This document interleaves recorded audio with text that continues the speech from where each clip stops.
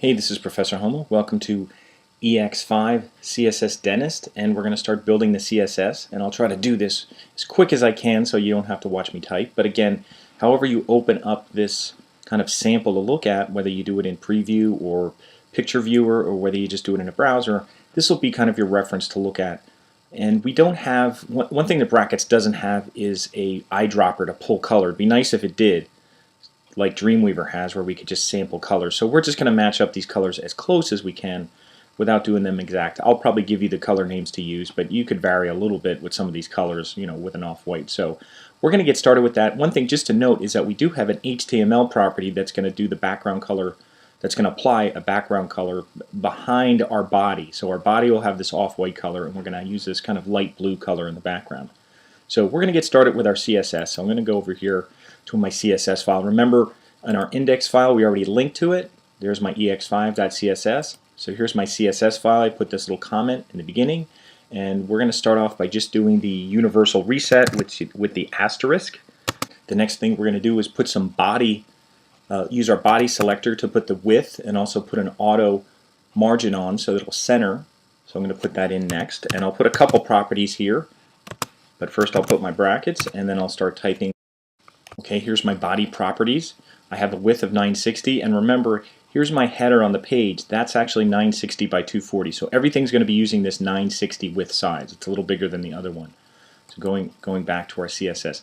The margin 0 auto. Remember that 0 means top and bottom, and auto means left and right. So if it's auto margin on left and right, it means it's going to put an automatic margin wherever the width is. So you have to have a width to use this. You can't just put margin auto and expect it to center. It needs a width. So on either side of that 960 pixels, it's going to put an auto margin. So that's the way it kind of does that centering, that automatic centering. Background color, EA, EC, there's that color that's showing up there right now. That's that off-white for the body background. And also font family, I use Calibri, which is a generic kind of sans serif from the Office package. You'll see that. Tahoma is another one from Microsoft. I spelled Arial wrong here. It may not matter because it may never get to Arial. And then sans serif, notice with a dash, I don't need quotes when it has a dash in it. Only if it's 2 or more words does it need quotes around the words. So those are my body properties, and I'm just going to take a look at it right now. If I go to my... Okay, so when I refresh, this is what it looks like. You can see so far it's centered. Everything's centering in the page. Everything has that background. Now, because I put body, everything has this off-white background. If I want to differentiate that, I'm going to go back to my CSS. I'm going to put one more property we didn't do on the first one, but I'm going to put it for HTML, and this is going to be behind everything. And I'm just going to put a background color of a light blue, so I'll just start background color, any kind of color, and then right-click on it and open up Quick Edit. And what I'm going to do is just look for a real pale light blue color. I think on the page I have something like E7, EC, F8. Doesn't matter which one you use, you can get close to that, but I'm just going to use a very pale light blue, and then once I find it, I'll just close this up. Okay, there's my light blue color. I'll put my semicolon, make sure you put that, and then I'll save it, and then when I go back to my Chrome window that's open, you can see it puts this light blue color behind there. And again, you could change that at some point, but I just wanted kind of a warm, cool combination here. So we're kind of started here. The next thing we're going to do, if I look at my preview, is we're going to do this little bar here. This is the address bar. We did header pick, and we're going to do some styles for header pick as well. And I'm going to double check my HTML. Now we have 2 header elements. We have a header with an ID of banner pick, and we have header with an ID of address bar. So we have 2 of them here. Now one thing for banner pick, we always get that little white gap, so I'm just going to put a height. Okay, one thing just to show you here, this name, header banner pick, I could do it one of 2 ways. I could just put banner pick, and I could just use the ID name, because remember that when I use an ID equals banner pick, I have to identify that in the CSS. I could identify that by using the # banner pick, or I could put kind of I'd say what's called the last name. This is kind of the first name, and the last name is kind of the family name, which is header, because remember, when there's no space here and they're kind of jammed up together, that means it's header with an ID name of banner pick. It doesn't mean that it's something inside there. It means that that's its actual ID name. And the only property I'm going to put in here is I'm just going to put a height property, and for this one I'm just going to put 240, and I'll double check and it is, it's 240, so I'll put that a height of 240, and make sure you put your pix in here, and that should alleviate that little white strip that shows up sometimes. So that's all I'm going to do for banner pick, and I'm even gonna, I could even, you know, highlight this again and copy it. And I'm not going to use banner pick this time. The other one is called address bar, and I think it's all lowercase, but double check your HTML.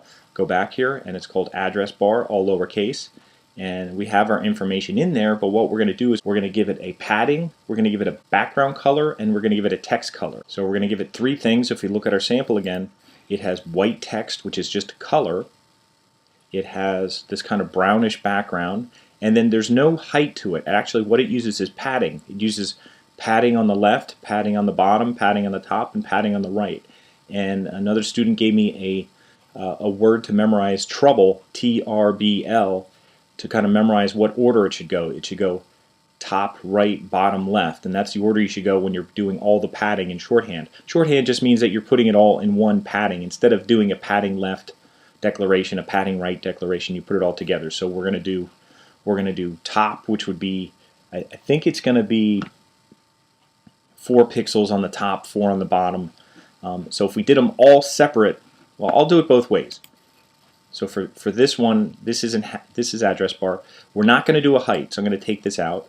I will do a color. I'm going to put color in here, and color is going to be white. That'll be an easy one, and that's FFF. And remember, it's just color for font color. There's no font color property, so that will make the text white. And I'm going to do a background color. I'll do that one next.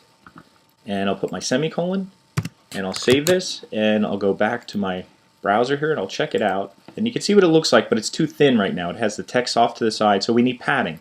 And we're actually going to use the same on the top and bottom and same on the left and right. So if we use that trouble, I guess that's a acronym, trouble, what we would do is put padding, and if we did top, it would be 4 pixels.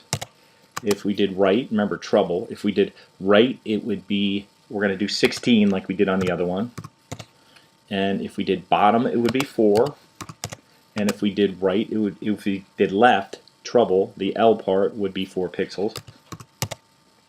And we could do it like this, and there's another shorthand where you can use 2 numbers, and it's the top and bottom would be the first one, and the left and right. So technically this would work if I did this and I saved it and I refresh it. That works. Hey, let me see. 4, 6, oh, I forgot something here. It's 4 on the top, 16 on the right. This last one should be 16. The left should be 16. So it should go 4, 16, 4, 16. I'll save that. I'll go back here, and you can see it's updated. And that's actually the way I want it. And you could shorten this. You can actually do this. You don't need all, if they're the same on the top and bottom and same on the left and right, you could just do this. Top and bottom, left and right. Top and bottom is 4, left and right is 16. So if I go back and look at it and refresh it, it's going to look the same way. So that's the header part.